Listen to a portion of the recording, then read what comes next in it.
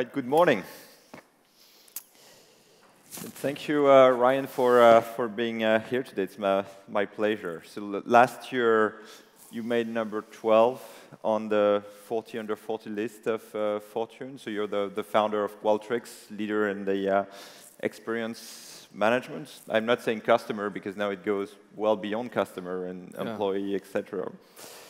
And I mean, the article that Fortune wrote says that you kind of act your way into your life. So you built a multi-billion-dollar SaaS company. You're a handicapped 2 golfer. You go to basketball practice at 6 a.m. in the morning. You drink a lot of Mountain Dew. And most importantly, you're raising a family with 5 kids. So that's quite a full life. And you're from Provo, Utah. So why are you in Dublin today? Well, so first of all, I love Dublin. Thanks. This is like a home game for me. I think, I came to Dublin 5 years ago. We had just raised a Series A. We'd bootstrapped Qualtrics for 10 years. And I was like, wow, Dublin's a pretty cool place. And it seems like it's scrappy. It seems like Utah. You know, we're kind of not in the hub. We've kind of got our own little culture. And here we are 5 years later with 250 people here. We've got a pretty big office right above the Gaiety Theater, and Dublin's like home. So anytime I get a chance to come over to Dublin, I'm all in on Dublin. So it's been pretty cool, and we're opening up our Paris office tomorrow. So I'm cruising over there tonight, and I'm back home for a week, and then I'm back over to play in the Alfred Dunhill Links golf tournament a week from now. So it's not really work, but it's kind of how I recharge. So it'll be pretty fun. So Guinness versus French wines? I don't drink. I drink Diet Mountain Dew, and I drink a lot of it. So, but I have poured like at least 300 drinks at the Guinness factory, I think, in my years here in Dublin. So I'm pretty good at that little pour. It takes, what does it take, like a minute to get it right? So good. So let's go back to the roots of Qualtrics. So you started the company 15 years ago when you were 24 with your brother Jared and your father Scott. And I was in the family basements. So your first tip about how you build a unicorn is about finding and picking the right co-founder. So the first question is, do you need a co-founder and why? Well, for me, I always work 2 in a box. I always have. I think you need to offset each other. I personally believe that this is probably like the most lonely job in the world.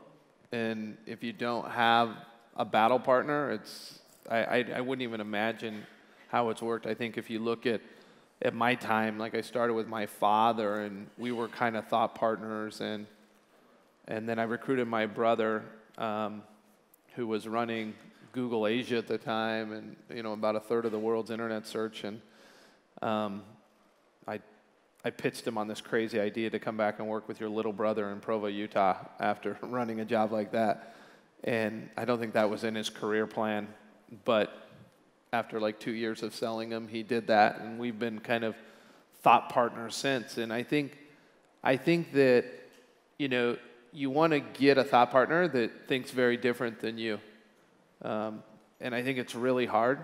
But if you can get it right, and you have a co-founder, and you have a co-founder that you can go deep with and push really hard with, I think that you're able to go places that you're not able to go with most of your executives. So for example, Jared and I can riff on a problem and get to an iteration, maybe number 10, 11, 12, 13, or 14. With most execs, I could probably go to 2 or 3 before the pain's too high, and they want to jump out of the conversation. And part of it's because he's my brother, and he has to wake up and love me the next day, and so we can really push hard. But I think that's, to me, what makes great co-founders is you can really go deep.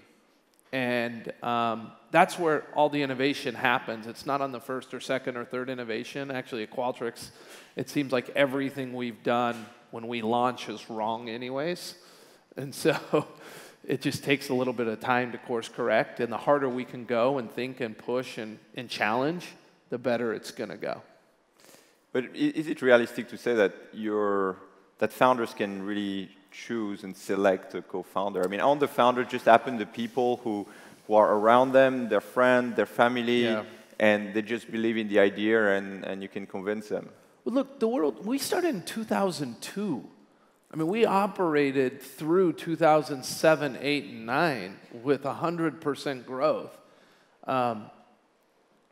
It wasn't like a little bit of what I see today where everyone gets in a room, they select a total addressable market, they register a domain, they buy some swag, and they're like, okay, we're going to run a startup. And I was like, that's just not, I don't think that's a good exercise. I think you've got to be passionate. I think things kind of have to happen naturally. And this MBA exercise where it's like, okay, let's do a startup. It's like, no, it's like, let's get a football team. No, that's not how it works. I think you've got to actually have some sort of dynamic and chemistry that's going to work. And it's very much like putting a band together. You know, it's very rare. It happens, but very rare is the person you're going to have the very first time playing bass guitar going to be the person that if you do make it is going to be playing bass guitar at the end. And because a lot of it is, you know, as a founder, you've got to be the fastest learner in the building. You know, I mean, my year this year and last year, I don't think I've ever had to push as hard and learn as fast as I have the last 2 years. And if you think about doing that over 15 years, some people just don't want to do it. It's not that they're not capable of it. They're just like, nah, you know, that's enough. I don't want to learn that fast for this long. And I think that's why you have people that fall out, or the organization's moving at a speed that is not right for everyone. And so that's why you go through multiple founders, or you'll go through multiple checkpoints within the organization, and that's okay. And for whatever reason, you know, I've been crazy enough to want to continue to learn, and I think I'm looking ahead saying, hey, wait, I'm 39 years old now. I've been doing this. This was my first job. It's my last job, I think. I think it's probably pretty safe to say. And I don't want to go do anything else. And if I was going to go do something else, I'd want to go start Qualtrics again. And so I already have Qualtrics, so why don't we go make this huge? And so that's kind of the thought process that we've had to go through. And it's been an interesting one because here we are 15 years in, and it's been kind of a 15-year overnight success. Well, as an investor, I can tell you we like that. Yeah. So I mean, the next thing, once you've, you know, if you're a founder, you found your co-founders, your founding team, the next thing that is usually pretty hard is to hire the exec team. And it's pretty hard because if you're a founder, you're usually pretty good in one area. You know, it can be product, it can be sales, but you need to hire execs in all the areas that you pretty much know nothing about. So what's your tip in terms of, you know, how do you find the right hire in areas that you don't know? Like, what are you looking for in candidates, and how do you evaluate them? Yeah, hiring's hard. I mean, even the best people I know are only right about 70% of the time. And I bet most people in this room are probably at 50. So if you think about that, you know, Jared and I went to about, and our co-founder Stu, we went to about 250 employees without really building out an executive team, which is pretty crazy. We didn't know that at the time. And then we got to the point that a growth strategy wasn't more of our own souls. That's not a great growth strategy. So we decided to stand up a team. And I think there's a couple things that we were looking for. Number one is I want to look for people who are willing to go through 2007, 8, and 9 with me, right? There's a famous CEO of one of the big financial firms, and the number one question, I was at dinner with him, you know, top 2 or 3 financial firm in the world, and I said, hey, talk to me about your executive team during the crash. And he was like, wow, that's an interesting question. And he said, you know, we have to do succession planning when you're at a firm of my size, and the board selects the 4 or 5 people that they think should be the next CEO. Well, I had this constant debate with the board of who I think should be the next CEO. And during 2008, when all the financial institutions were crashing, their people were all like in the fetal position doing nothing, where his people had their sleeves rolled up and they were like working. And he's like, actually, we don't have a debate anymore of who the succession plan is. And so I want people who are willing to go through hard times. I want people who want to learn, and their best years are ahead of them. And that has nothing to do with age. And I want people who are totally comfortable tearing down what got them there. And that's really hard for some people, because it's like, oh, it's not broken, but we know we're going to have to rip it down to scale, even though everything's high and to the right. And so that's been pretty important, as well as do we jive? And are they going to be great team members? And we have some pretty strong values around that. And so if you look for that, for me it becomes pretty clear whether this person can fit or not. And then reality is you got to get a little lucky. And it's all got to work, and I've got to convince them to move to Provo, Utah. So it's not that hard. So do you have just a tip at like how do you judge persistence? Because a lot of what you're talking about is includes persistence. So how do you judge persistence in an interview?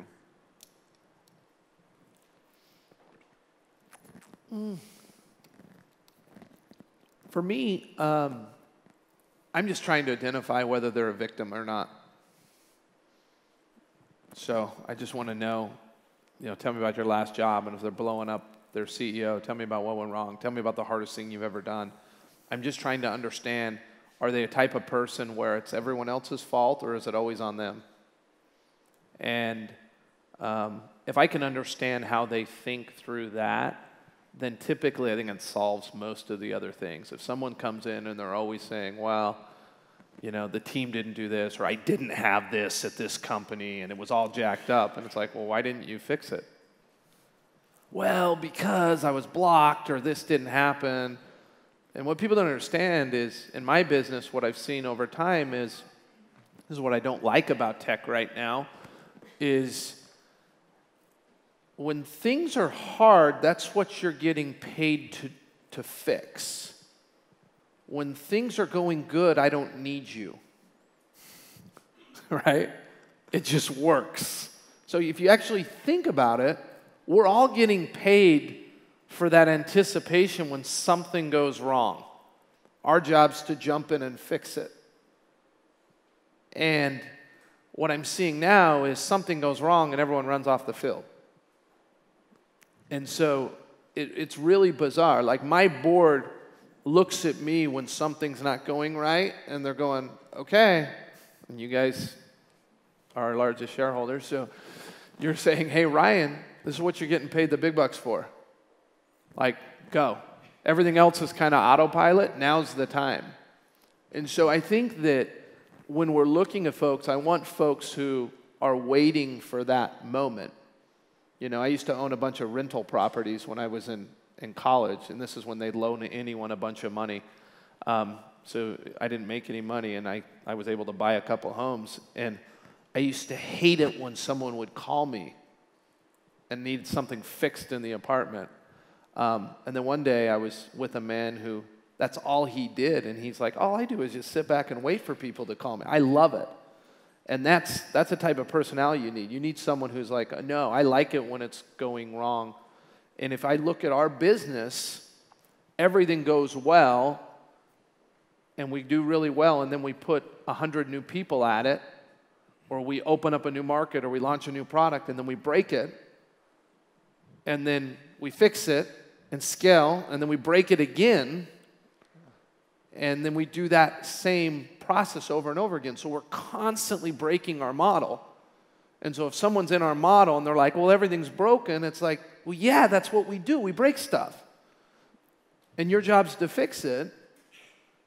And, you know, typically if someone's around going, hey, everything's broken, well, that's the way life's going to be, because if you're not breaking it, then, and you're not in hypergrowth mode, then you're actually running something smooth and you're just slowly dying. And that's just the way SaaS works. You're going to die if you're not in hypergrowth mode, and if you're in hypergrowth mode, you're going to have to break stuff all the time. So you need people who are really comfortable breaking stuff, or they're just dying a slow death. And you can, I mean, it's a binary. You can choose which one you're going to be on. And having been through this for 15 years, that's just the way it works. So your third tip around building a unicorn was, you know, the next 90 days will make or break your business. So don't plan 5 years down the road. But like, if you're a founder, I mean, you're always balancing, you know, the short-term operational issue that you have. I mean, as you said, there is a lot of things that you need to fix, and as you grow, the breaks, and you need to fix it again. But on the same time, you need to have this vision and be driven by, you know, where you want to be down the road. So how do you, as a founder, like, how do you balance short-term versus long-term? Yeah, you need to have a long-term vision.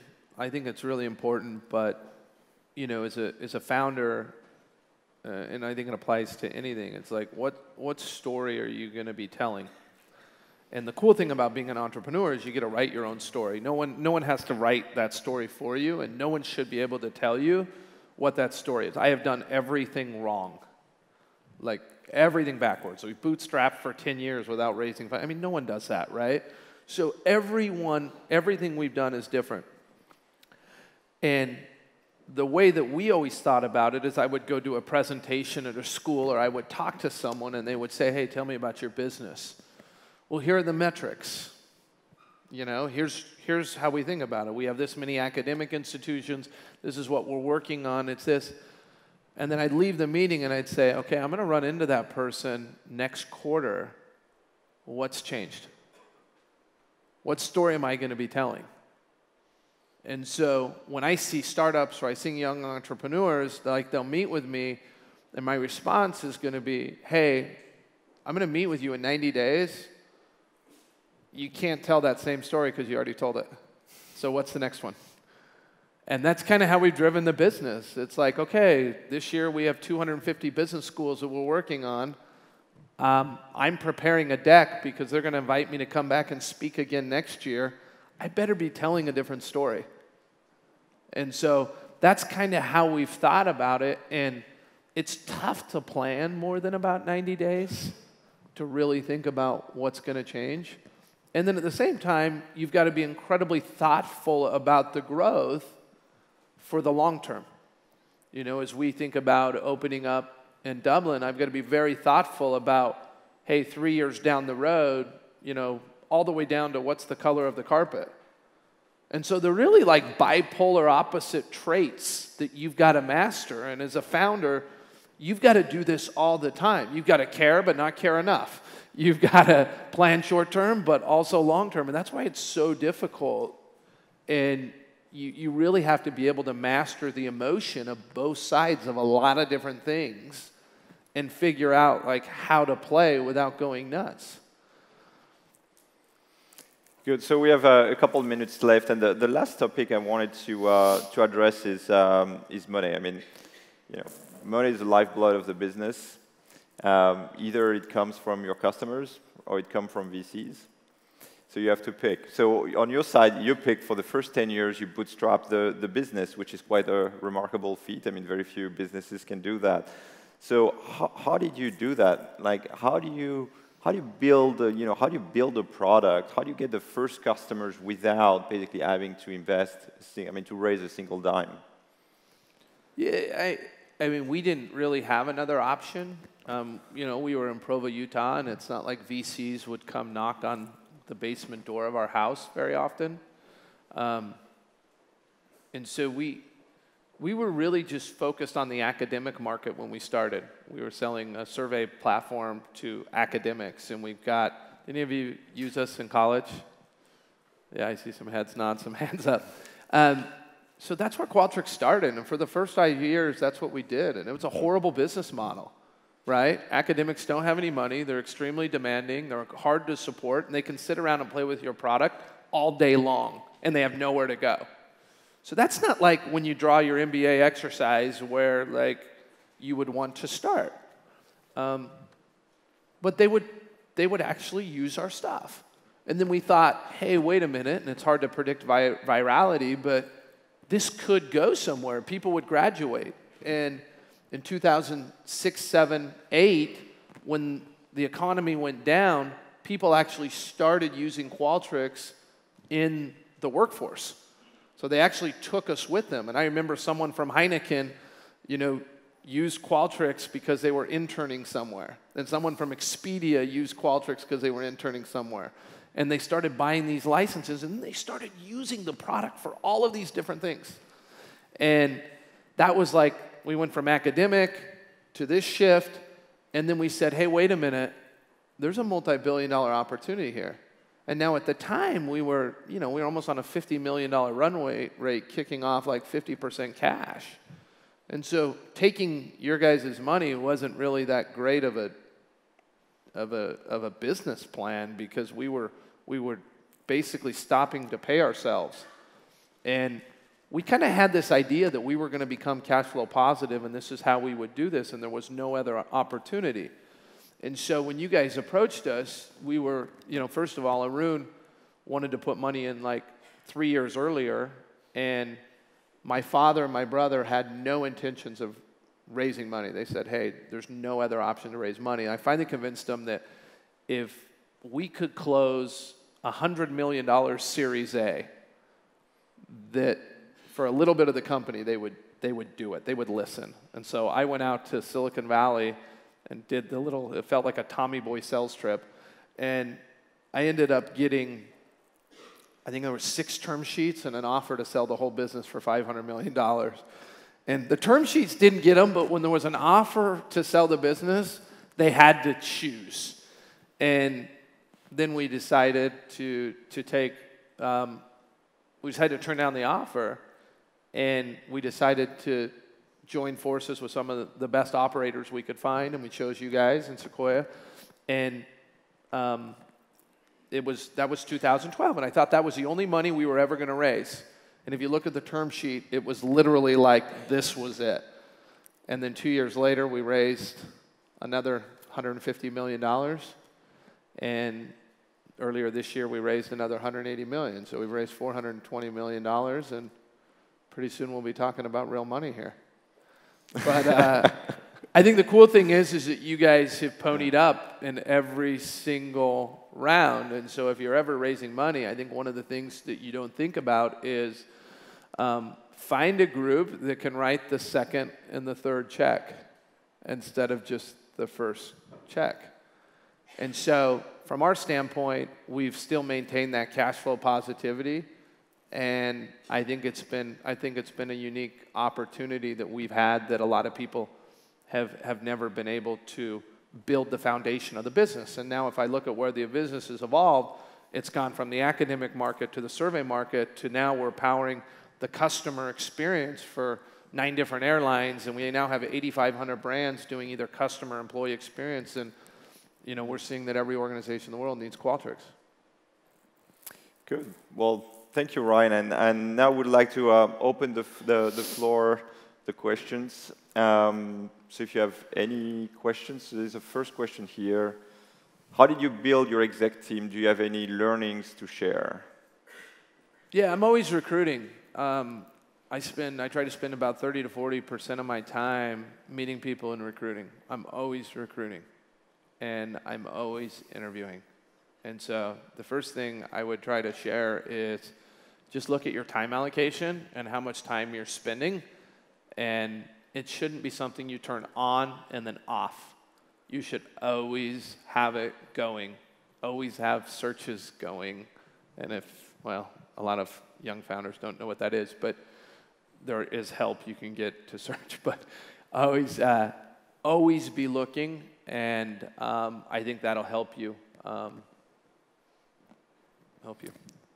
So the next questions. When we prepared this fireside chat, we talk a lot about passion, and what's the passion that drove you to start Qualtrics, and what's driving you now? So this question is what inspires you, which kind of build on this.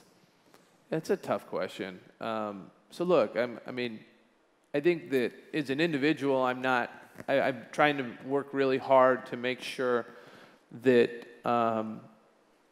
my identity as a human being is not Qualtrics. Qualtrics is cool, and it's what I do, and it's like I'm passionate about it, and I have to be to wake up every morning really early or not sleep for 15 years. Like most CEOs last 7 at the most, and to be 15 years in, I must be pretty passionate about it.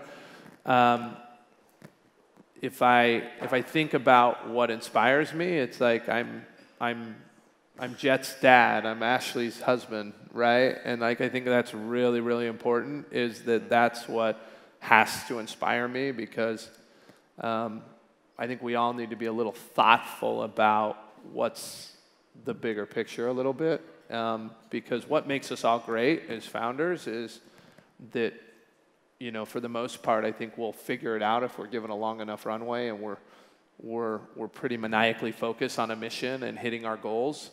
But you've also got to make sure that you're very thoughtful in that same way about the rest of your life, and trying as hard as you can to integrate that is where, when I get with my peer group, that's what we talk about every single time.